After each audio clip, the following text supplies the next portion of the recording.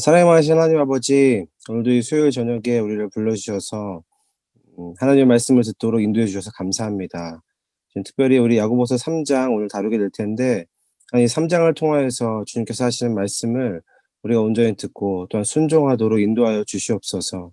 특별히 이 사람의 말에 대한 주제에 대해서 다루게 될 텐데, 하나님 말씀하여 주시고 우리가 이 말을 어떻게 주님의 말씀대로 다스리고 또 우리 통제하고 제어해야 되는지 우리 가운데 알려주시옵소서. 우리가 듣기를 소망합니다. 이 모든 시간 가운데 함께하여 주시옵소서. 감사드립니다. 예수님의 이름으로 기도합니다. 아멘. 네, 자, 우리 야고보서 3장이죠. 어느덧 이제 한 반 정도가 이제 왔는데, 네, 이제 3장 하고 이제 그 다음 주에 이제 설이라서 한 주 쉬고요. 네, 그 다음 주에 이제 4장 그리고 5장 이렇게 해서 마무리를 하도록 하겠습니다. 그래서 먼저 우리 늘 그렇게 했던 것처럼 우리 지난 시간에 살펴봤던 이 2장의 내용을 좀 복습을 좀 해보려고 해요. 특별히 이제 야고보서 2장이 어떠한 주제를 다루고 있었는지 제가 뭐라고 말씀드렸죠? 그 1장 26절과 27절, 그러니까 1장 후반부에 다뤘던 이 참된 경건의 이 세 가지 주제 중에서 하나를 다루는 장이 이제 2장이다라고 말씀드렸습니다. 근데 그 세 가지 주제 중에서 2장은 어떤 걸 다룬다고 제가 말씀드렸죠? 네, 긍휼을 다룬다라고 말씀드렸죠. 네, 긍휼을 다룬다. 세 가지 주제가 이제 혀를 제가 물리면서 말을 제어하는 것, 두 번째가 이제 고아와 과부를 돌보는 긍휼, 그리고 세 번째가 이제 세속에 물들지 않는 것, 이렇게 세 가지였는데 그 중에서 이제 야고보서 2장은 긍휼에 대해서 다루는 장이다.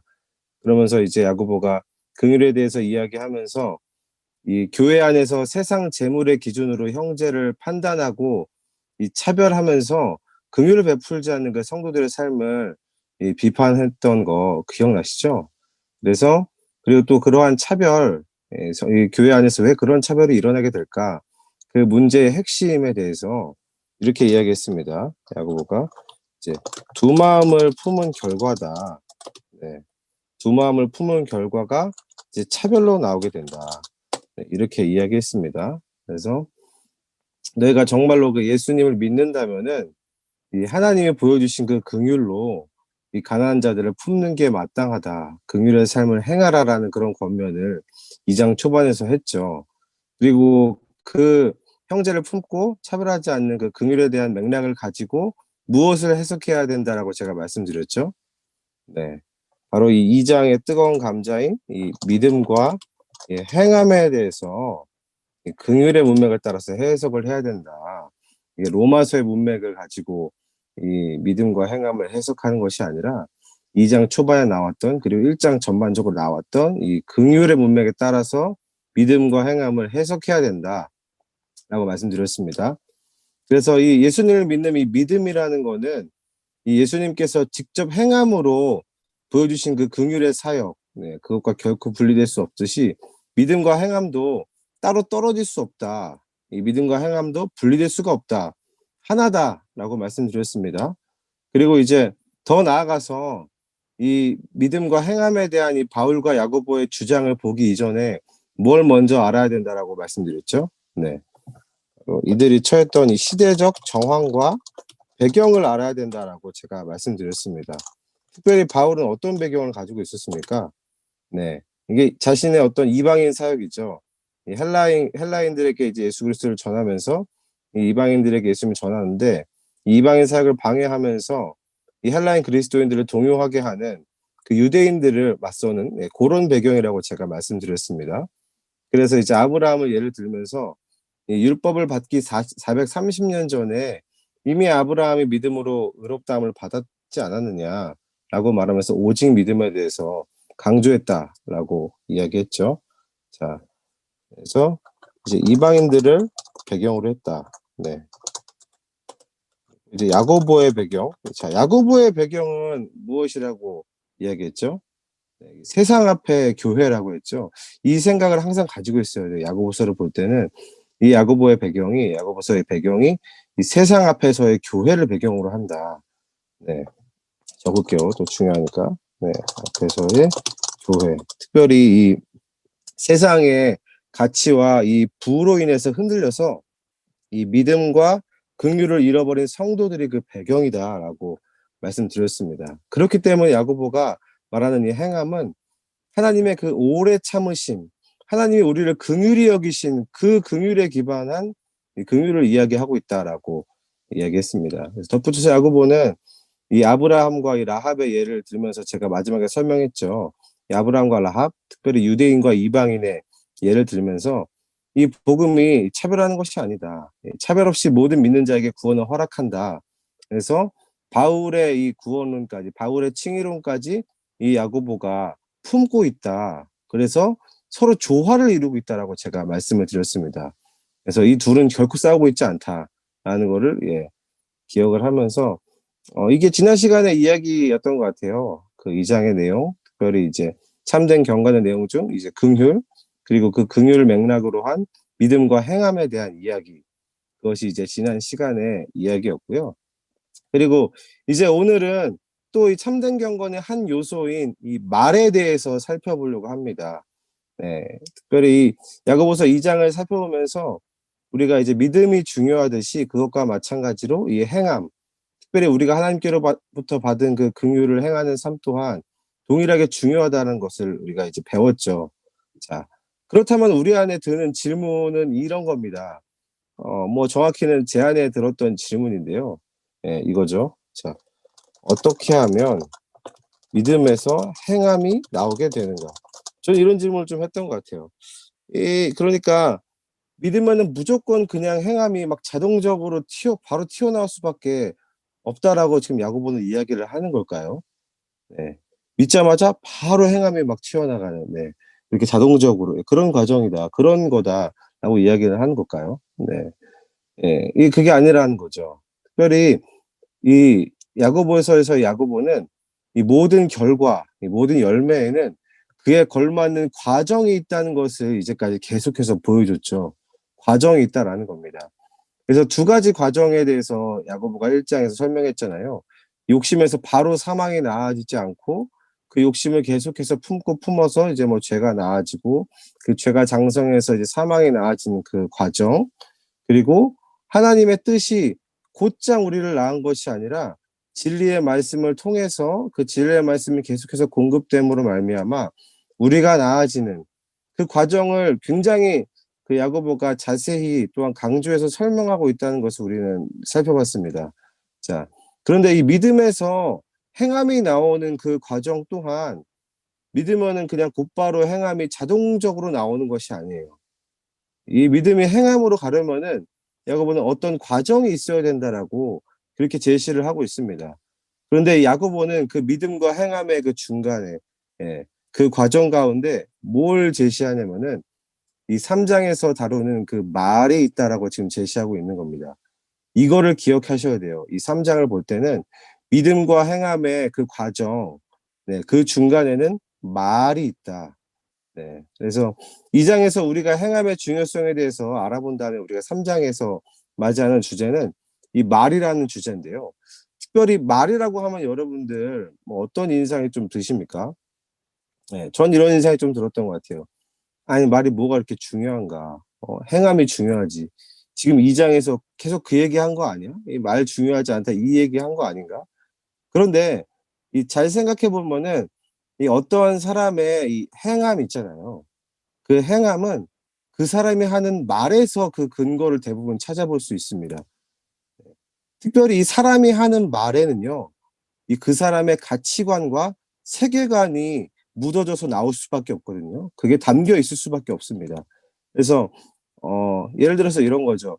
누군가 우리한테 와 가지고 "당신의 가치관이 무엇인지 나에게 좀 한번 이야기해 주세요. 이렇게 이해시켜 주세요."라고 한다면은 물론 이런 질문 누구도 하지 않겠지만 이거 보니까 에어로 드는 거예요. 네. 우리 안에서 어떤 반응이 제일 먼저 나올 거예요. "예 당신의 세계관에 대해서 가치관에 대해서 좀 이해시켜 주십시오."라고 이야기를 한다면은 거의 100% 말이 먼저 나올 겁니다. 저의 세계관은, 저의 가치관은. 네. 뭐 "아니다. 몸으로 표현할 수도 있지 않느냐?" 뭐 이렇게 말씀하시면 뭐 저는 뭐 할 말은 없습니다만 그 각개인의 가치관은 거의 그 사람의 말을 이렇게 들어보면은 알 수 있다라는 거예요. 예. 뭐 말의 내용부터 시작해서 심지어는 이 말의 말투와 그런 어떤 뉘앙스, 네, 그런 것들이 이제 들어보면은 '아 저 사람이 그런 이런 가치관을 갖고 있구나. 이런 세계관을 가지고 있구나.'라는 것을 알 수 있다라는 거예요. 그리고 또 중요한 거는 이 사람의 가치관 있잖아요. 이 가치관 또한 무엇으로 형성이 되냐면은 말로부터 형성이 됩니다. 이거 되게 중요해요. 네. 사람의 가치관은 예 말로부터 형성된다. 이게 굉장히 중요합니다. 자, 그래서 예를 들면은 이 로마서에서 말하는 구원과 이 야고보서에서 말하는 이 구원에도 공통점이 있어요. 그게 뭐냐면은 예 두 가지 모두 이 로마서든 야고보서든 누군가의 말을 받음으로 구원을 받는다라는 겁니다. 뭐라고요? 네. 누군가의 말을 받음으로 구원을 받는다. 이것도 네.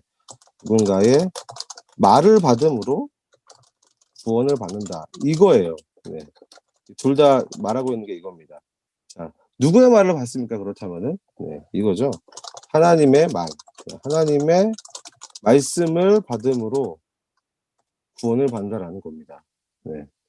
그래서 이제부터 이 야고보는 이 말의 중요성에 대해서 3장 전체를 할애해서 어떻게 보면 3 장이 야고보서에 저는 되게 굉장히 심장부라고 생각이 들거든요. 네. 여기 3 장에 이 좀 야고보가 말하고자 하는 게 전체가 여기 다 들어가 있는 것 같아요. 네. 네.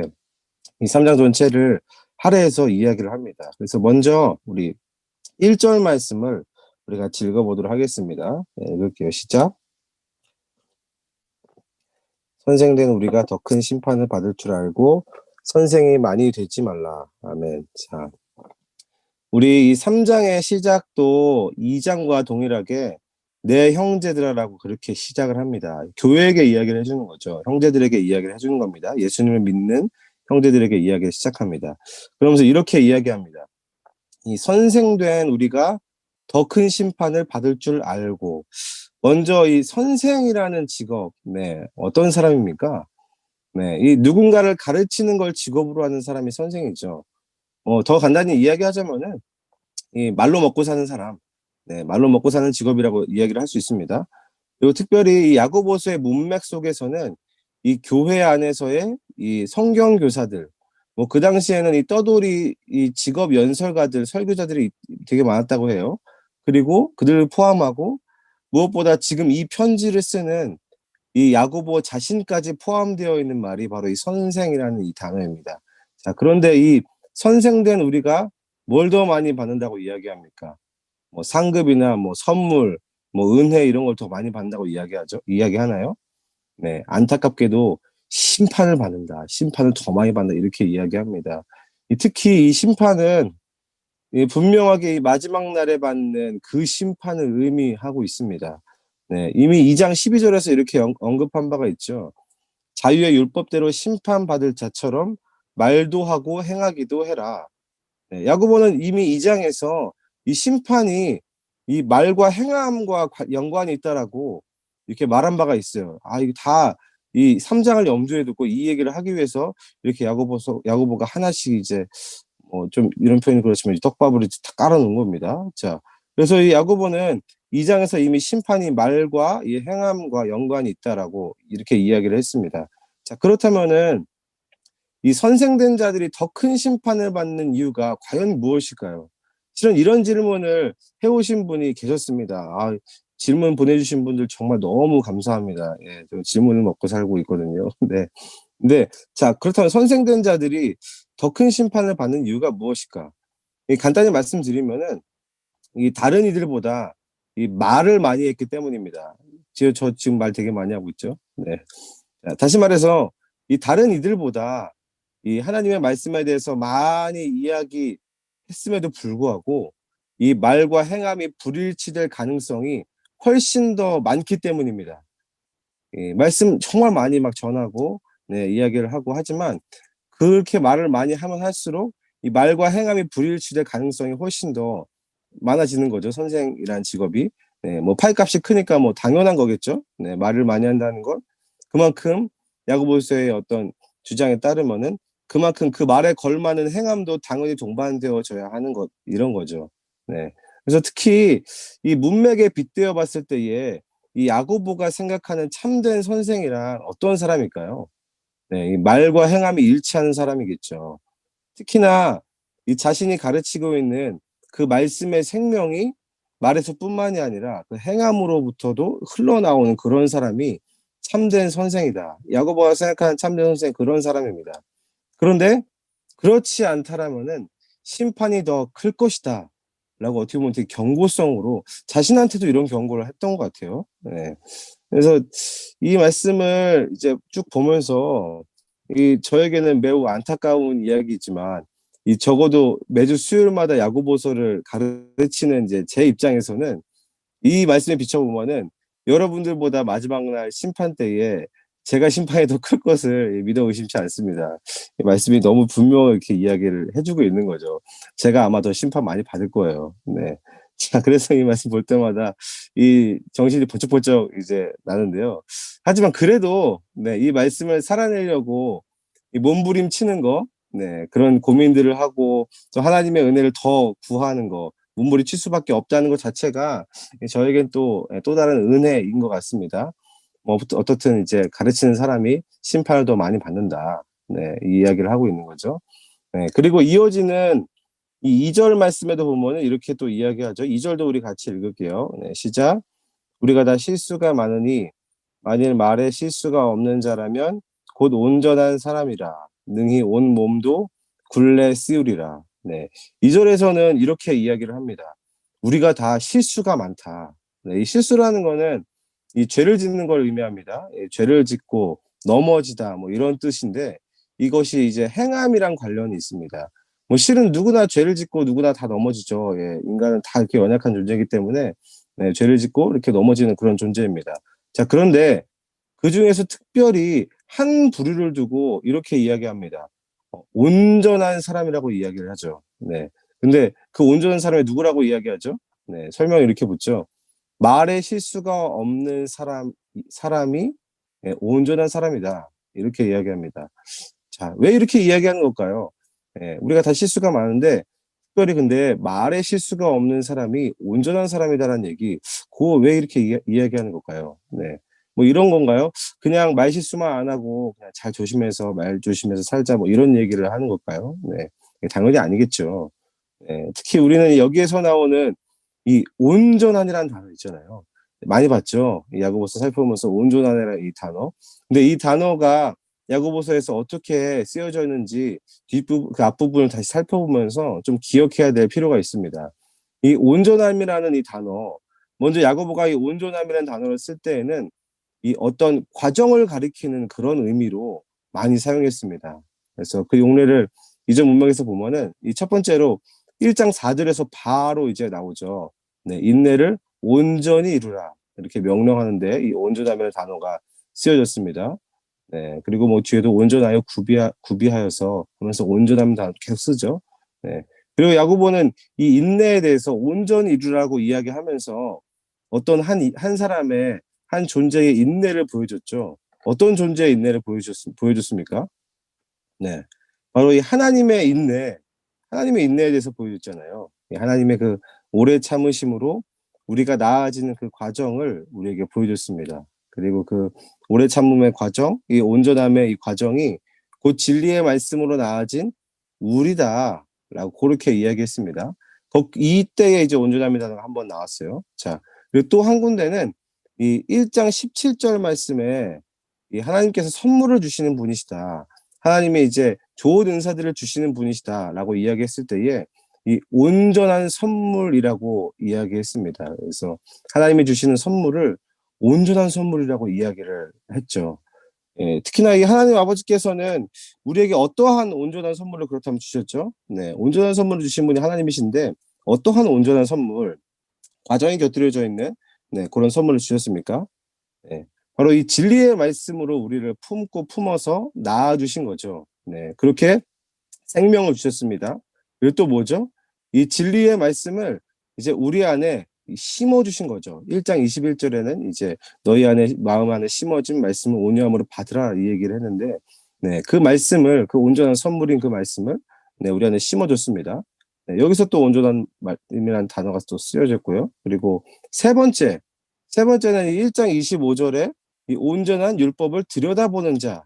네, 특별히 말과 행함이 일치하는 자를 설명할 때에 썼는데 이 또한 온전한 율법이란 말 왜 썼죠? 네, 이 또한 과정이죠. 하나님께서 우리를 품으신 그 과정을 기록한 것이 온전한 율법, 성경이다. 네, 그렇게 이야기할 때에 또 온전함의 단어 썼습니다. 자, 한 세 군데 살펴봤는데 이걸 종합해 보면은 이 온전함이라는 단어가 전부 무엇과 관련이 있었습니까? 네, 무엇과 관련이 있었죠? 네, 이거예요. 네, 하나님의 네, 말씀. 하나님의 말씀과 관련해서 이 온전함이라는 단어가 쓰여졌다라는 겁니다. 이 온전함이라는 이 과정을 가리키고 또한 그 온전함의 과정으로 소개된 것이 모두 하나님의 긍휼과 또 하나님의 말씀에 관련이 있다. 요렇게 지금 문맥이 계속 흘러가고 있는 거죠. 자, 그렇다면은 우리가 지금 살펴보고 있는 이 3장 2절에 나오는 이 온전한 사람은 어떤 과정을 거친 사람일까요? 네. 어떤 과정을 거친 사람입니까? 이 온전함이라는 단어가 보면은 하나님의 말씀, 하나님께서 우리를 낳으신 과정이라는 것을 지금 문맥으로 하고 있는데, 네, 이런 사람입니다. 바로 이 하나님의 말씀으로 이 변화되는 과정을 거친 자, 아니면 그 과정 가운데 지금 있는 자를 이야기해주고 있는 겁니다. 그래서 1장 21절로 치면은 이제 그 마음에 심어진 말씀을 온유함으로 받는 자를 지금 가리키고 있는 거예요. 3장 2절에 그 말에 실수가 없는 자는 온전한 사람이다라는 말이 그런 의미입니다. 그래서 특히나 이 2절 후반에 보면은 어떻다고 이야기를 하죠? 네. 능히 온몸도 굴레 씌울 것이다. 라고 이제 3장 2절 후반절에 그렇게 이야기를 하고 있죠.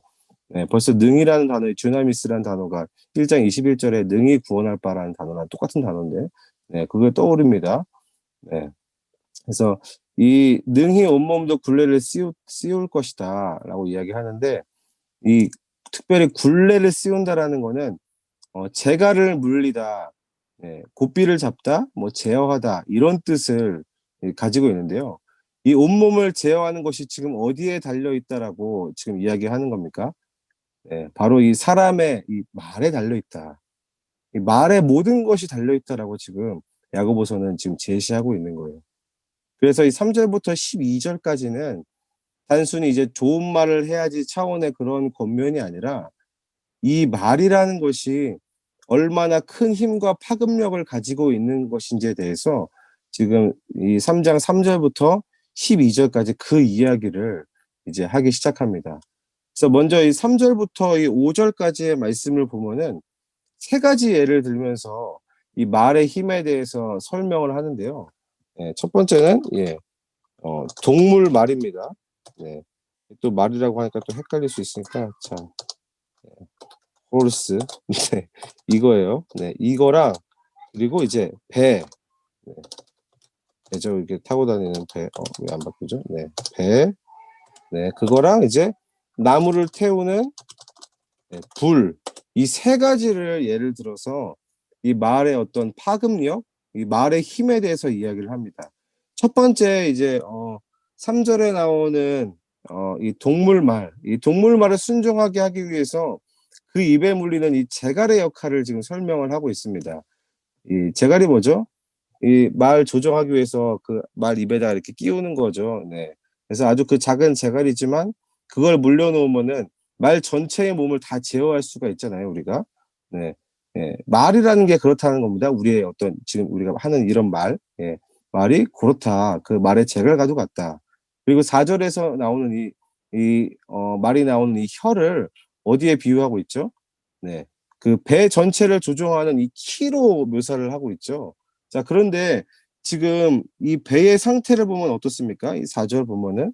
네, 이게 되게 재밌거든요. 이 광풍에 밀려가는 그러한 상태에 있는 배를 지금 이야기하고 있는데, 실은 이 바람에 밀려간다라는 그 이야기가 이미 1장 6절에서 나온 바가 있죠. 네, 1장이 굉장히 중요합니다. 제가 1장 시작할 때에 1장만 알아도 야고보서의 반을 안다라고 이야기하는데 계속 읽어보니까 더 중요한 것 같아요, 그것보다. 그래서 1장 6절에서 보면은 이 의심하여 바람에 밀려 요동치는 네, 그런 두 마음을 품은 성도들의 상태를 묘사하는 그런 표현이었죠.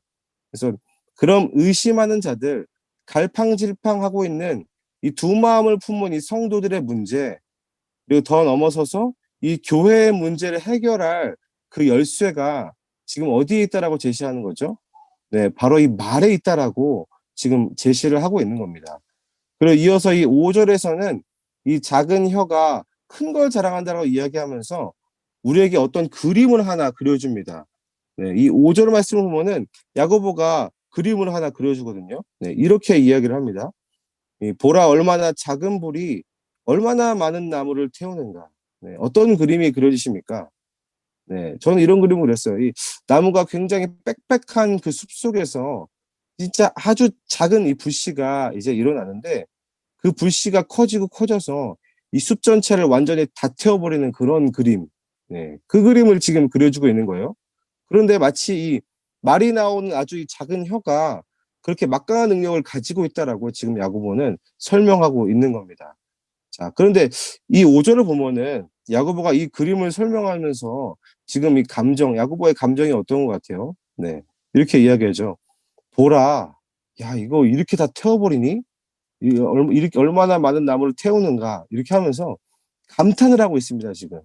네. 그런데 이 감탄이 이 좋은 감탄입니까? 네. 이게 그리 좋지 않은 감탄이라는 거를 이 6절 말씀을 보면은 알 수가 있는데요. 6절도 우리 같이 읽도록 하겠습니다. 네, 시작. 네, 혀는 우리 지체 중에서 온몸을 더럽히고 삶의 수레바퀴를 불사르나니 그 사르는 것이 지옥불에서 나느니라. 아멘. 자, 이 6절에서 나오는 이 말이 나오는 혀에 대해서 6절은 어떻게 묘사를 하고 있죠? 네, 이렇게 묘사를 합니다. 네, 6절. 불이다. 그리고 불의의 세계. 이게 혀다. 네. 이 무려 이 되게 이 작은 혀가 네, 불이고 이게 세계라는 겁니다. 이게 헬라어로 이제 코스모스라는 그 뜻인데 이 특히나 야고보서의 이 코스모스, 이 세계라는 거는 지금 교회가 직면하고 있는 세상을 이야기하는 거죠. 하나님과의 관계를 나뉘게 만드는 두 마음을 품는 이 직접적인 요인으로서 세상에 대해서 야고보가 이제 지시를 하는데요. 네, 지금 그 불의의 원인인 그 세상, 그 세상이 혀에 있다. 네, 혀에 있다라고 지금 진단을 하고 있는 겁니다. 자, 그리고 혀가 어떤 일을 하는지에 대해서 이렇게 이야기를 하는데 세 가지입니다. 네, 첫 번째로는 이 온몸을 다 더럽혀 버립니다. 마치 이 3장 3절에서 말에게 재갈을 물리고 온갖 더러운 곳으로 가게 만들어 가지고 이 온몸을 다 더럽게 하는 것처럼 그렇게 더럽게 만든다라는 거예요. 자, 그리고 두 번째가 이게 중요한데요. 네, 6절에서 이렇게 이야기합니다. 네, 온몸을 더럽히고 삶의 수레바퀴를 불사른다라는 그런 표현을 합니다. 이 삶의 수레바퀴라는 거는 이 헬라어로 이 제네시스 트로코스라는 그런 뜻인데 여러분들 제네시스가 뭐죠? 제네시스? 네, 이 자동차 이름인가요? 네, 그거 아니죠. 네, 이 제네시스 트로코스라는 거는 이 하나님께서 창조하신 이 세계라는 거예요. 네, 하나님께서 창조하신 그래서 창세기가 이제 제네시스라고 하죠. 네, 그래서 이 하나님께서 창조하신 세계와 그리고 트로코스라는 거는 그 질서라는 뜻이에요. 그 세계가 굴러가는 질서와 그 과정 전체를 두고서는 삶의 수레바퀴라고 이야기를 합니다. 제네시스 트로코스가 그런 의미예요. 네. 자, 그런데 이 혀가 이 하나님께서 창조하신 이 세계와 이 그 질서를 이 삶의 수레바퀴를 지금 어떻게 한다라고 이야기합니까? 네. 불사르나니. 네, 이거 불살라 버린다라는 이야기예요. 그리고 더 나아가서 이렇게 이야기합니다. 그 사르는 것이 어디서 나온다고요? 네, 지옥불에서 난다라고 이야기합니다. 자, 이 여기까지 정리를 하면은 이런 말이에요. 지금 이 아주 작은 혀에서 나오는 이 혀에서 나오는 이 작은 말 하나가 지금 하나님께서 창조하신 이 모든 세계와 그 창조 세계의 질서를 전부 다 불살라서 태워버리는데 아예 그냥 지옥을 만들어 버렸다. 네, 그 이야기를 지금 하고 있는 거예요. 그래서 제가 아까 이 5절에서 야고보가 그리는 그 그림을 제가 잘 기억하라고 제가 말씀을 드렸습니다. 네. 야고보가 지금 이 그림을 설명하면서 뭘 어떻게 한다고 나와 있죠? 네. 뭘 어떻게 하고 있다 그랬죠? 네. 감탄하고 있다라고 했죠. 근데 그 감탄이 어떤 감탄입니까? 지금 보면은 이게 좋은 게 결코 아닙니다. 어떻게 보면 감탄을 넘어서 지금 한탄을 하고 있는 겁니다. 기가 막혀 하는 거죠. 굉장히 어이없어 하고 있는 겁니다. 지금 야고보는 이 하나님께서 창조하신 이 창조 세계와 그 질서가 지금 혀에서 나온 그 말 한마디로 이 지옥불로 활활 타고 있다. 네. 그 이야기를 지금 6절에서 하고 있는 거예요. 자, 그러면서 이 7절과 8절에서 이렇게 이야기를 합니다. 우리 7절, 8절도 같이 읽을게요. 네, 시작이요. 바다의 생물은 다 사람의 길들일 수 있고 길들여 왔거니와 혀는 능히 길들일 사람이 없나니 쉬지 아니하는 악이요 죽이는 독이 가득한 것이라. 아멘. 자, 이 7절을 보면 이렇게 이야기합니다. 이 사람이 짐승과 새와 벌레 이 생물들을 길들여 왔다. 이렇게 이야기를 하는데요. 자, 이 7절을 보면 여러분들 어떠한 장면이 좀 떠오르십니까? 네. 여기서 또 바로 이제 제가 강조했던 그 구약, 구약이 혹시 떠오르지 않습니까? 네, 구약이 어떤 성경이 막 떠오르지 않습니까? 뭐가 떠오르십니까? 네, 이 창세기가 떠오르시면 돼요, 이제. 네. 어느 정도 이제 야구 분석을 좀 했으면은 요런 부분들, 네, 이런 부분들이 이게 갑자기 이게 생물들을 길들였다는 얘기를 왜 할까? 오늘 이거 지금 구약의 어떤 사건을 특별히 예전에도 계속 1장, 2장에서도 그 인용하고 또 암시했던 창세기를 지금 떠오르고 있구나. 그 얘기를 지금 하고 있구나라는 것을 바로 이제 떠올리시면 돼요. 네. 특별히 창세기 2장을 예, 떠오르게 합니다. 네. 그 창세기 그래서 2장에 가보면은 2장 19절과 20절을 보면 이렇게 이야기가 나와 있어요. 이걸 제가 읽어드릴게요. 여호와 하나님이 흙으로 각종 들짐승과 공중의 각종 새를 지으시고 아담이 무엇이라고 부르나 보시려고 그것들을 그에게로 이끌어 가시니 아담이 각 생물을 부르는 것이 곧 그 이름이 되었더라. 아담이 모든 가축과 공중의 새와 들의 모든 짐승에게 이름을 주니라. 네, 이렇게 이야기합니다. 이 창세기 2장을 보면은 이 아담이 하나님께서 창조하신 이 생물들에게 막 이름을 막 지어주거든요. 네, 근데 특히 이 아담이 이 생물들의 이름을 지어줬다는 것 그 자체가 굉장히 중요합니다. 그래서 이 당시 이 이름을 지어준다라는 거는 그냥 이름 뭐 지어줬네 이런 정도의 단순한 의미가 아니라는 거예요. 네, 이 이름은 이 존재 전부를 대표하는 겁니다. 뭐라고요? 네, 이름은 존재 전부를 대표하는 것이다. 그래서 이 이름을 지어줬다라는 거는 그 존재를 길들이고 다스렸다라는 것을 의미하는 겁니다. 특히 하나님께서 이 인간을 지으신 다음에 인간에게 어떻게 명령을 했죠? 네, 뭐 생육하고 번성하고 땅에 충만하라 또 땅을 정복하고 모든 생물을 다스리라라고 명령을 하셨죠. 네, 그리고 나서 아담이 그 명령을 어떻게 이행한 줄 아십니까? 네, 바로 이름을 지어줌으로 그 하나님의 명령을 이행한 겁니다. 제가 이름이란 건 아까도 이야기했지만 이 존재 전부를 대표하는 것이라고 이야기했죠. 쉽게 말하면은 이 이름을 지어줬다라는 거는 그 이름대로 살라고 그 존재에 대해서 어, 정의해 주는 거나 마찬가지입니다. 네, 그 존재 넌 이런 존재야라고 이 정의해 주는 거나 마찬가지입니다. 그리고 이 이름을 지어줄 때에 아담이 사용했던 것이 무엇인 줄 아십니까? 아담이 사용했던 거. 이 말이 좀 어렵나요? 네, 정말 단순하게 생각한다면은 네, 말로 이름을 지어줬겠죠. 네, 말로 이름을 지어줬을 겁니다. 네, 너는 사자야, 너는 호랑이야 이렇게요. 네, 그 2장 19절을 보면은 이 하나님께서 아담을 생물들에게 데려다 놓으시고 어떻게 이름을 지으시는지를 이렇게 보시는데요. 그 생물을 부르는 그것이 아담이 생물을 부르는 그 자체가 곧 그 생물의 이름이 되었다라고 이야기를 합니다. 그래서 생물을 부르니까 그것이 그냥 그 존재의 그냥 이름이 되어버리는 거예요. 네. 생물을 부르니까 그것이 이름이 되었다. 이게 어디서 많이 본 사이클 아닙니까? 네. 이런 거죠. 하나님이 이르시되 빛이 있으라 하시니 빛이 있었고 또 그 다음에 이렇게 이야기해요.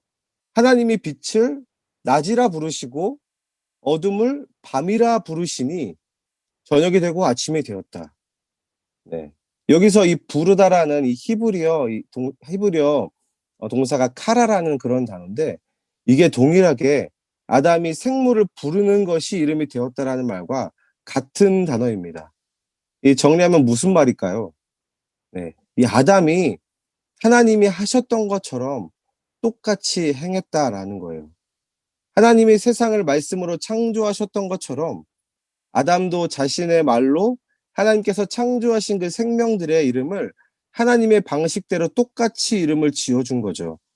이것이 아담이 하나님께서 창조하시고 다스리라고 명령하셨던 그 생물들을 다스리는 방법이었어요. 네. 이게 놀랍지 않으십니까? 네. 저 실은 이 부분 읽을 때에 진짜 아무 생각 없이 그냥 읽었는데 이번에 받게 된 인상이 있어요. 이걸 보면서 '와 진짜 너무 자연스럽다.' 이게 자연스러워서 뭐 '당연히 그랬겠지.'라고 생각을 했는데 실은 이게 이 죄를 짓기 전 아담의 모습이거든요. 이 죄를 짓기 이전에 하나님께서 하신 그대로 그냥 그대로 하는 거예요. 아담이. 하나님께서 그 빛을 낮이라고 부르시고 어둠을 밤이라 부르신 그렇게 이름 지어서 그때부터 지금까지 계속 그렇게 되어 오고 있잖아요. 네. 그것과 마찬가지로 그 하나님과 똑같은 방식으로 이름을 지어 줬던 것. 네.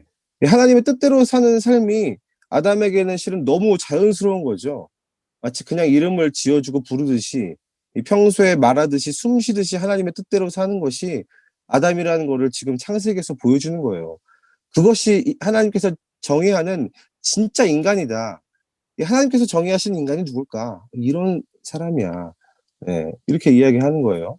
그래서 이 성경에서는 특별히 이 하나님의 뜻대로 사는 것이 너무도 이 자연스럽고 이 정상인 이런 존재로 창조된 아담을 뭐라고 정의하는 줄 혹시 아십니까?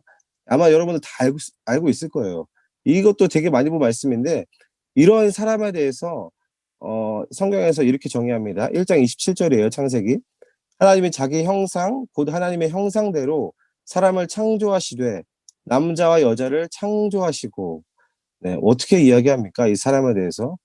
네, 하나님의 형상대로 창조된 존재다라고 이야기합니다. 이거예요.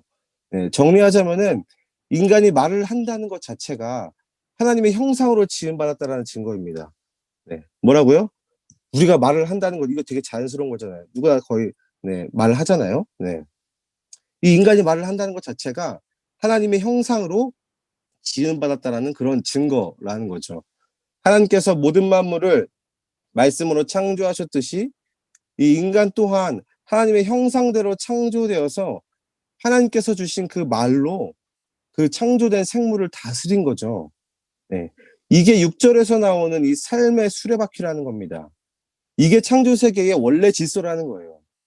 그래서 이 인간의 말이라는 것 자체가 이 하나님께서 계획하신 이 창조 세계 질서를 유지하는 핵심 구조다. 네. 핵심 질서다라고 이야기를 하는 겁니다. 네. 자, 진짜 중요하죠, 말이라는 게. 그래서 사탄이 창세기 3장에 뭘 공격하는 줄 아세요? 바로 이 말을 공격한 거예요. 그래서 이 말만 공격하면은 이 말에만 혼돈을 주면은 이 하나님께서 창조하신 이 창조 세계에 있는 이 모든 것들, 모든 존재와 이 구조가 전체가 다 흔들린다는 거를 이 마귀가 안 거예요. 그래서 이 야고보는 이 지금 아담과 하와가 그 마귀의 거짓말을 받음으로 이 세상이 전부 타버리게 되었다라고 그렇게 진단하는 겁니다. 뭘 받았다고요? 네. 마귀의 거짓말을 받음으로 이 세상이 전부 다 타버리게 되었다. 네. 1장 21절 이렇게 얘기했죠. 그 온유한 말, 그 너희 안에 심어진 말씀을 온유함으로 받으라. 말씀을 받으라는 얘기를 계속한 이유가 여기에 있습니다. 네. 실패가 여기 있었기 때문이에요. 네. 네. 마귀의 말을 받음으로 이 세상이 전부 다 타버리게 된 거죠. 자, 그래서 이 8절에서는 그 마귀의 거짓말을 받아들여 오염된 인간의 혀로 인해서 지금도 이 세상이 쉬지 않는 악을 계속해서 생산해내고 그리고 사람을 죽이는 독이 가득했다라고 그렇게 이야기를 하는 거예요. 자, 그리고 이 영향력을 그대로 받은 사람이 지금 누구라고 이야기하는 겁니까? 네. 이 9절 말씀 보면은요. 네, 9절부터 12절까지 그 영향을 누가 받았냐면은 이 교회가 받았습니다. 네. 두 마음을 품은 너희들이 이것과 같다. 이 그대로 하고 있다. 이렇게 진단하는 겁니다. 특히 이 9절부터 12절까지가 이러한 혀의 불의의 세계를 아무렇지도 않게 교회 안에서도 막 쏟아져내는 그런 성도들에 대해서 야고보가 진단하고 있는 거예요. 네, 9절과 10절을 보면 이렇게 이야기합니다. 네, 이 혀에 대해서 이야기를 하면서요. 이것으로 주 아버지를 찬송하고 또 이것으로 하나님의 형상대로 지음을 받은 사람을 저주해 버린다라고 합니다. 네, 뭐 쉽게 얘기하면 이런 거죠. 이 주일날 이제 예배 시간에 열심히 하나님을 찬송하는 거죠. 그리고 예배 끝나고 교회 안에서 내 마음에 들지 않는 교회 사람 욕을 아무렇지도 않게 하는 겁니다. 이 너무도 자연스럽게 넘어가는 거죠. 마치 아담이 하나님께서 지으신 생물들을 불러서 그 이름을 막 지어주고 그것이 이름이 되는 것처럼 원래 그렇게 해야 될 존재인데 이 죄악된 인간이 어떤 그 사람에 대한 그 존재에 대한 그런 온갖 욕들을 그냥 아무렇지도 않게 해버린다. 네, 그 얘기를 하는 겁니다. 그런데 그 교회 사람이 어떤 사람이라고 야고보가 정의합니까? 네, 하나님의 형상대로 지음을 받은 사람이다. 정신 차려봐라 너네. 너가 지금 욕하고 있는 그 사람 하나님의 형상대로 지음을 받은 사람이야. 이렇게 이야기하는 거예요. 예, 이런 교회의 모습을 보면 여러분도 어떻습니까? 그 장면을 실은 상상만 해도 굉장히 토할 것 같은 그런 장면이죠. 네, 하나님을 찬송하고 곧장 바로 그 주일에 그 시간에 끝나고 바로 이제 형제에 대해서 욕을 서슴지 않게 하는 거, 험담을 하는 거. 네. 자, 그런데 그게 너희들의 현실이라고 야고보는 이야기를 하고 있는 겁니다. 그리고 11절 말씀에서 이렇게 이야기를 하는데요. 이 샘이 한 구멍으로 어찌 단물과 쓴물을 내겠느냐. 네, 이렇게 이야기를 해요. 네, 마치 이 한 샘의 구멍에서 단물과 쓴물이 동시에 막 나오는 거, 네, 그런 지금 상황인데 여러분들이 단물과 쓴물이 섞이면은 무슨 맛이 날 것 같나요? 네, 무슨 맛이 날까요? 실은 제가 이 맛을 아주 정확하게 알고 있습니다. 네, 어떻게 아냐면요. 지금 제 둘째 아들 주원이가 먹는 약이 정확하게 이 맛입니다. 이게 분명히 달거든요. 근데 써요. 네, 신기하더라고요. 네. 자, 근데 그거를 주원이한테 먹이면은 주원이가 처음에 어떻게 하는 줄 알아요? 그냥 바로 토해버립니다. 네. 물론 저는 그걸 이미 다 예상해서 네, 이미 수건을 다 턱 밑에 두고 그리고 이미 하나 더 타놓고 기다리고 있어요. 네, 이미 한 발은 그냥 이렇게 버릴 줄 알고 아예 그냥 그래 이거 그냥 이게 버리고 해라 하고선 그거를 그 뱉고 토하는 순간 닦아주고 곧장 바로 이제 넘어는 그때서야 이제 자포자기 하고서는 이제 약을 먹는데요. 이런 거예요. 네.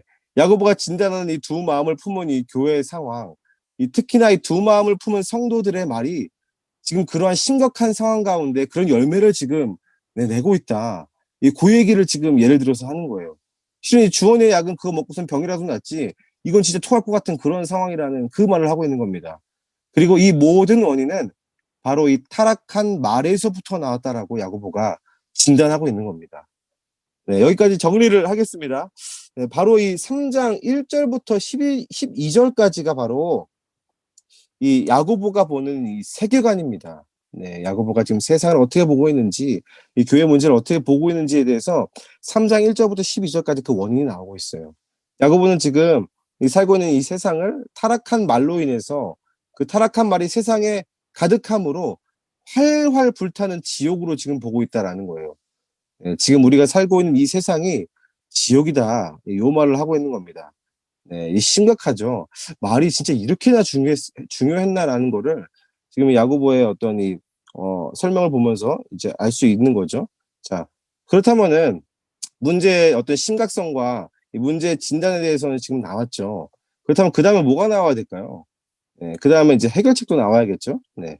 그 해결책, 그에 대한 답이 이 13절부터 18절까지의 말씀에 보면은 이어져서 나옵니다. 이 13절 말씀 우리 같이 읽도록 하겠습니다. 네, 13절 읽을게요. 시작.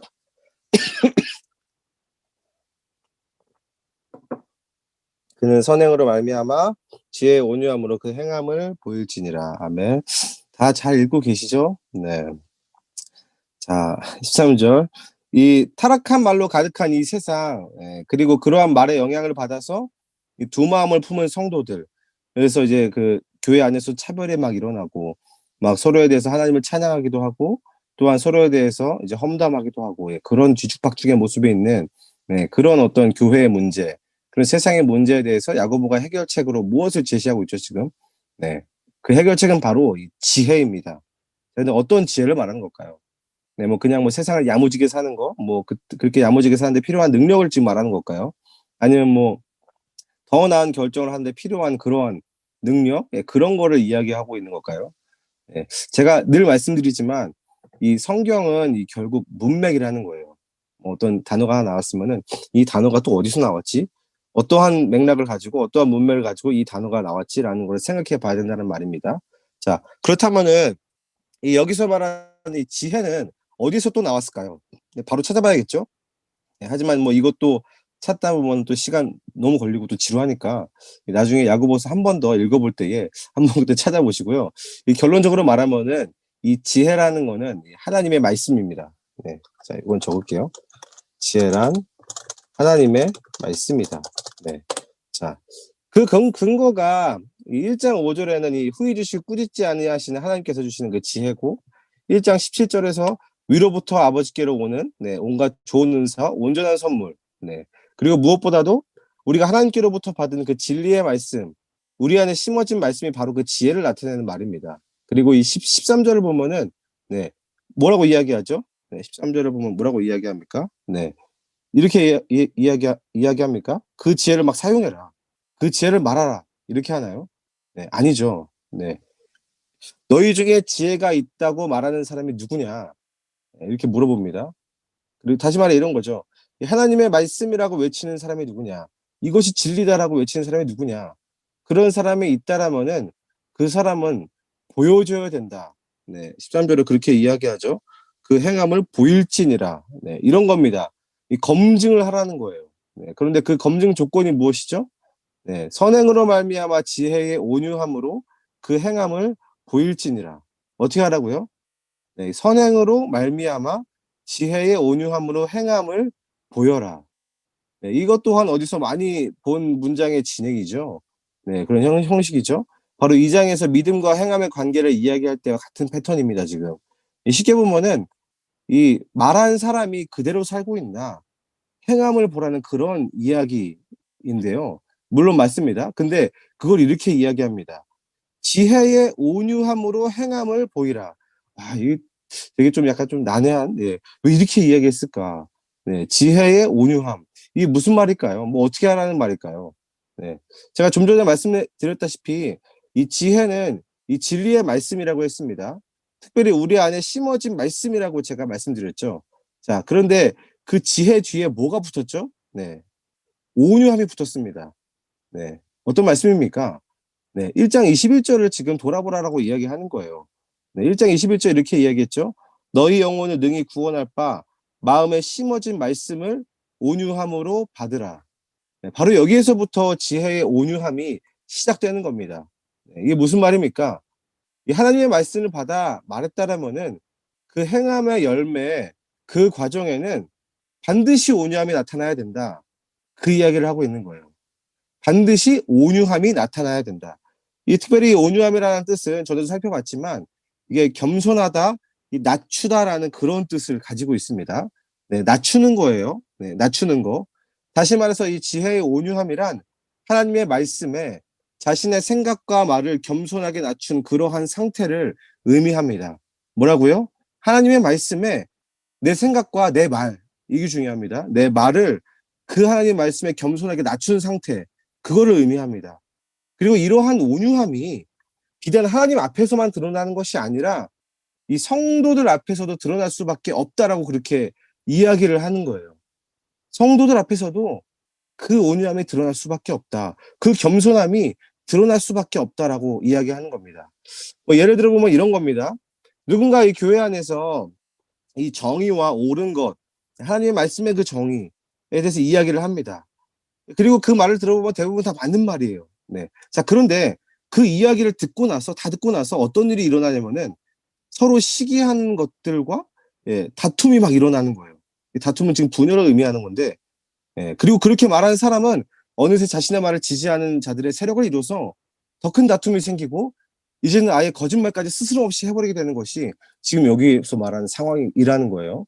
그것이 지금 14절에서 말하는 이 독한 시기와 다툼, 진리를 거스러 거짓말을 한다는 그러한 의미입니다. 네. 어쩌다가 이런 일이 발생하게 된 걸까요? 도대체 뭐가 없었길래 이런 일이 일어나게 된 겁니까? 네. 바로 온유함이 없었다. 야고보가 그렇게 이야기합니다. 특히 하나님의 말씀을 온유함으로 받았다라는 거는 필연적으로 그 말씀을 말할 때에도 이 상대방을 향한 그 공동체를 향한 온유함과 겸손함, 그 낮아짐이 반드시 묻어나야 된다. 반드시 묻어날 수밖에 없다라고 야고보는 이야기하는 겁니다. 그렇게 분별이 된다라는 거예요.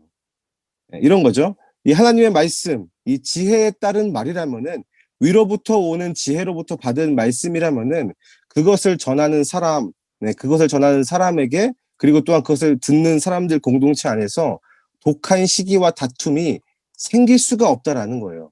만약에 생긴다라면은 그건 위로부터 내려오는 지혜가 아니라는 그런 말입니다. 네. 그리고 나서 15절과 16절에서는 그런 일에 대해서 이렇게까지 이야기를 해요. 그런 것들은 땅 위의 것이요, 정욕의 것이요, 귀신의 것이니 시기와 다툼이 있는 곳에는 혼란과 모든 악한 일이 있다. 이렇게 이야기하는데 특별히 15절에서 나오는 이 땅 위에 있는 것, 그리고 이제 정욕의 것, 이 귀신의 것, 이거 다 1장과 2장에서 살펴본 이야기거든요. 특별히 땅 위의 것은 야고보서 1장 11절에 이 풀과 꽃, 땅에서 자라는 그 풀과 꽃과 같이 이 부함도, 부자의 부함도 사라질 것이다. 그리고 정욕의 것은 무엇입니까? 1장 15절에 나오는 그 욕심이 잉태하여 죄를 낳고 해서 그 욕심이에요. 그 욕심. 또한 귀신의 것, 2장 19절에서 말했죠. 말과 행함이 분리돼가지고 하나님이 한 분이신 줄 믿느냐. 귀신도 그걸 믿고 떤다. 두려워한다. 그런 말과 행함이 분리된 귀신의 말. 특히나 마귀적인 것이죠. 마귀의 선악과의 그 거짓말, 지혜롭게 보이는 말. 그러나 이거는 이 위로부터 오는 지혜랑 아무런 관계가 없다. 이미 자명하게 밝혀졌다라는 그런 이야기입니다. 그러므로 이 성도의 말은 위에서부터 오는 그 지혜의 말을 받는 그 성도의 말은 단순히 옳고 그른 것을 넘어서 뭐 성경적이냐 이런 것 당연히 성경적이겠지만 그런 것을 넘어서 상대방을 향한 온유함이 전제되어 있어야 한다라는 겁니다. 뭐라고요? 상대방을 향한 온유함이 전제되어 있어야 되는 거예요. 진리를 말할 때는 하나님의 말씀을 그 교회에서 나눌 때에 저에게 굉장히 많이 해당되고 찌르는 말씀이었습니다. 이 온유함이 상대방의 온유함이 전제되어 있어야 한다는 그 말이 이게 비단 말할 때에 그냥 눈치 보면서 이야기하라는 그런 말이 아닙니다. 이런 거죠. 이 말을 했을 때에 이 하나님 주신 마음인데 저 사람이 감정이 올라올 수도 있고 사이가 벌어질 수도 있지만 그럼에도 그 사람을 내가 끝까지 품고 가겠다. 그것이 하나님의 뜻이기 때문에 저 사람이 완전히 품어질 때까지 그 인내의 과정을 온유함으로 내가 하나님 앞에서 받겠다라는 그런 믿음이 있는 겁니다. 그런 행함과 그런 온유함을 기반으로 해서 말을 하는 거예요. 이것이 바로 심긴 말씀을 온유함으로 받는다는 것의 의미라는 것을 기억하시기를 바랍니다. 이런 거죠. 그래서 이 마지막 17절과 18절에는 이러한 위로부터 난 이 지혜에 대해서 이렇게 이야기하는데요. 우리 마지막으로 이 17절과 18절도 우리 같이 읽도록 하겠습니다. 시작. 첫째 성결하고 다음에 화평하고 관용하고 양순하며 긍휼과 선한 열매가 가득하고 편견과 거짓이 없나니 화평하게 하는 자들은 화평으로 심어 의의 열매를 거두느니라. 아멘. 자, 이 17절과 18절을 보면은 이 위로부터 난 지혜의 특징에 대해서 나오는데요. 특별히 두 부분으로 나눌 수가 있습니다. 어떻게 나눌 수 있냐면은 첫 번째는 이제 성결함, 성결함으로 나눌 수 있어요. 성결함과 그리고 두 번째로는 이제 긍휼 이렇게 카테고리를 나눠볼 수가 있습니다. 그래서 이 성결함이라는 뜻은 단어는 이런 뜻을 가지고 있어요. 그 순결하다, 뭐 깨끗하다, 완전하다.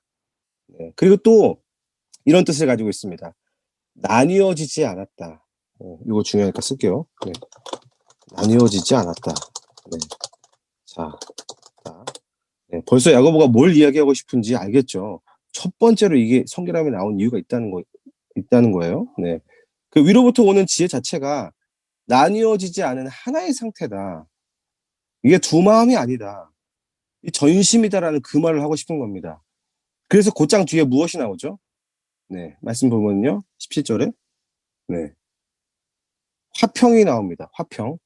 화평이 둘로 갈라진 것이 하나가 되는 것을 의미하죠. 그리고 관용은 무엇일까요? 관용. 네. 관용은 상대방을 너그럽게 품고 받아주는 것이 관용이죠. 그리고 양수는 순복한다라는 그런 뜻입니다. 네, 순복하는데 어디에 순복하겠습니까? 네, 바로 하나님의 말씀에 자신의 뜻과 자신의 말을 굽히고 곧장 순복한다라는 그런 의미예요. 네, 말씀의 다스림을 받는 사람의 말의 상태에 대해서 지금 이야기하고 있는 거죠. 그래서 여기까지가 성결함의 카테고리에 있는 성품들인데, 이 성결함의 이 카테고리에 나온 이 성품들의 공통점이 있습니다. 이 공통점이 뭐냐면은 이 하나님과의 관계든 이 사람과의 관계든 나뉘어지지 않았다라는 특징이 있어요. 네, 나뉘어지지 않았다. 그리고 뒤에는 이제 긍휼이 나오죠. 실은 이 긍휼에 대해서 무지하게 많이 이야기를 했는데요. 특히나 이 긍휼과 이 선한 열매가 지금 같이 나오는데, 이 앞장인 2장에서 이미 형제의 배고픔을 보고 그 배고픔을 실제로 채워지는 긍휼로 그 긍휼의 선한 열매가 맺힌다는 것을 이미 제시했고요. 그리고 그 다음에 나오는 이 편견, 이게 디아크리노인데 헬라어로 이게 어떠한 기준을 가지고서는 철저하게 분리하고 나뉜 상태를 의미합니다. 그게 없다라는 거예요. 네, 이 또한 나왔죠 전에.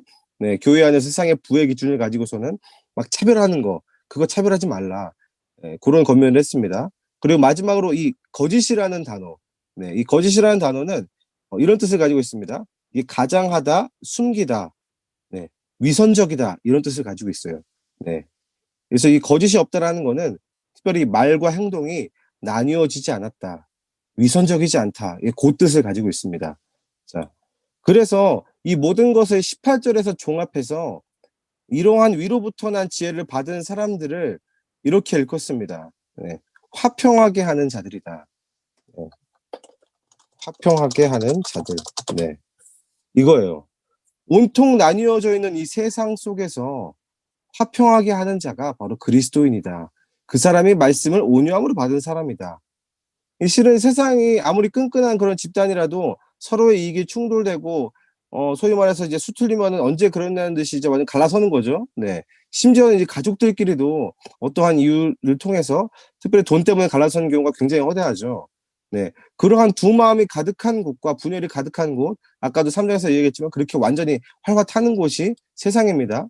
자, 그런데 이 위로부터 오는 이 지혜를 받은 자, 하나님의 말씀을 받은 자, 온유함으로 받는 자는 어떠한 사람이냐면은 그렇게 둘로 나뉜 상태를 하나로 만드는 삶을 사는 자다라고 18절에서 제시하고 있는 겁니다. 네, 그리고 이들은 이 하나님이 우리 마음 가운데 진리의 말씀을 심었듯이 우리 또한 그렇게 화평으로 심는다라고 이야기해요. 우리의 삶을 이렇게 화평을 심는 거예요. 심고 의의 열매를 거둔다라고 이야기하는데요. 특별히 의라는 거는 하나님과 인간과의 관계를 의미하는 거예요. 네, 그래서 그 나뉜 세상 가운데 그리스도인이 들어가서 그 세상 가운데 심긴다라면은 이게 야고보서의 어떤 입장에서는 그렇게 심긴다라면은 그의 삶을 보고 나뉘어져 있던 자들이 하나님 앞으로 돌아오게 된다. 네, 구원받게 된다. 그 일이 성도를 통해서 일어나게 된다라고 3장 18절에서는 마지막에 그렇게 이야기를 하고 있는 겁니다. 네. 여기까지가 야고보서 이 3장에서 말하는 그 내용이에요. 네. 한마디로 정의하면 이런 겁니다. 우리의 말은 하나님의 말씀으로 회복되어야 한다. 그겁니다. 말씀으로 회복된 성도의 말을 통해서 하나님께서는 이 불의의 말로 가득한 이 세상, 지옥불로 완전 타고 있는 이 세상, 분열로 가득 차 있는 이 세상을 하나로 회복시키기를 원하신다. 그 이야기를 지금 3장에서 하고 있는 겁니다. 그리고 그것이 너네들의 입술에 말이 달려 있다. 거기서부터 시작이다. 그 이야기를 하는 거죠. 그래서 좀 적용해 보자면은 먼저 우리가 우리의 말을 하나님의 말씀으로 바로잡아야 한다라는 거죠. 이 3장의 말씀이 우리 삶의 어떤 거울이 될 수 있습니다. 특별히 우리 언어 생활과 특별히 우리가 사람을 대했을 때에 우리의 말은 어떠한 뉘앙스와 우리의 말은 어떠한 의도를 가지고 있고 우리 마음에 심어진 어떠한 것으로부터 우리의 말이 나오는가. 네. 그거를 돌아봐야 한다라는 거예요. 그래서 하나님 말씀에 비춰봤을 때에 이게 주의 말씀과 다르다. 낮춰야 된다라는 거죠. 온유함으로 겸손함으로 우리를 낮춰야 된다. 하나님의 말씀 앞에 우리의 말을 낮춰야 된다라는 겁니다. 그래서 이렇게 기도를 해야 된다는 거죠. 우리 안에 있는 그 어떤 독한 시기와 다툼의 마음이 만약에 있다라면은 그걸 주님 버립니다.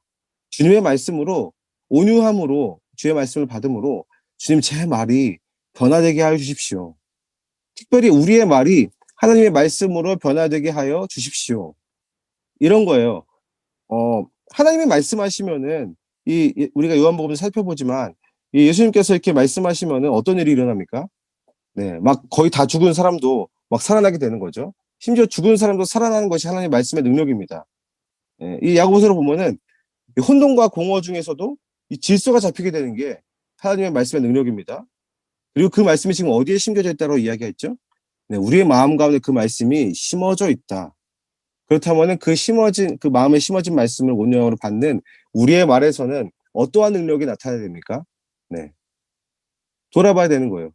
우리의 말을 통해서 지금 사람이 살려지고 있는가? 지금 이 혼돈과 이 어지러운 난인 것들 중에서 질서가 잡히는 말을 내가 지금 하고 있는가? 네, 실은 이 말을 건들면은 이게 다 혼란해지는 거거든요. 네. 이 진짜 말이 중요합니다. 그래서 이게 실은 이 마귀가 가장 지금까지도 하는 게 이 말을 속이는 거예요. 네. 거짓의 압이라고 이야기하잖아요. 그래서 보면은 이 바벨탑 보면은 이제 말이 완전히 다 이렇게 막 뒤죽박죽되죠. 그리고 나서. 네. 근데 이 사도행전 보면은 이 오순절 성령께서 임하셨을 때에 어떤 현상이 일어나죠?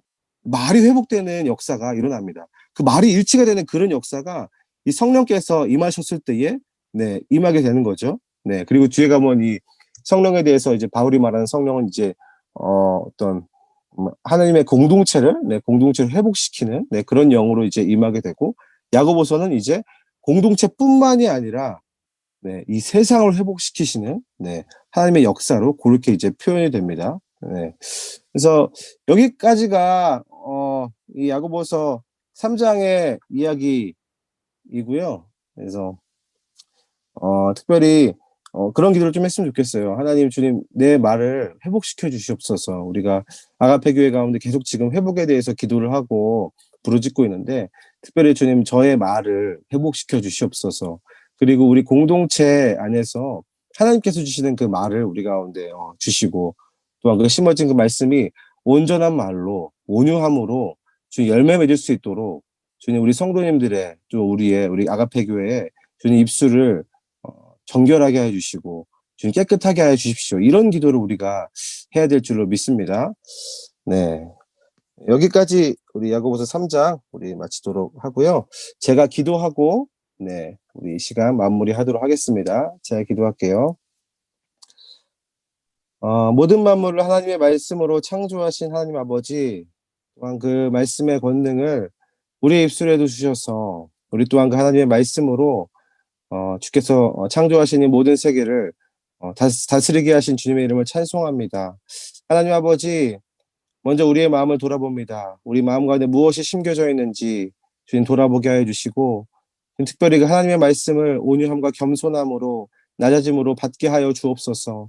주의 말씀을 우리를 새롭게 하여 주시고 특별히 하나님 우리의 입술을 정결하게 하여 주시며 우리 입술의 열매들이 예수님께서 주신 그 생명이 흘러갈 수 있도록 아버지 역사하여 주시옵소서. 슬픔은 당한 자에게 위로를 주시고 또 하나님 아버지 소망이 없는 자에게 소망을 주시는 그 하나님의 말씀을 우리가 묵상하며 우리 또한 그렇게 생명과 소망을 주는 하나님의 말씀을 온전히 드러내는 그런 아버지 말이 될 수 있도록 그런 입술이 될 수 있도록 주여 함께하여 주옵소서. 특별히 우리 아가페 교회에 말을 회복시켜 주시옵소서.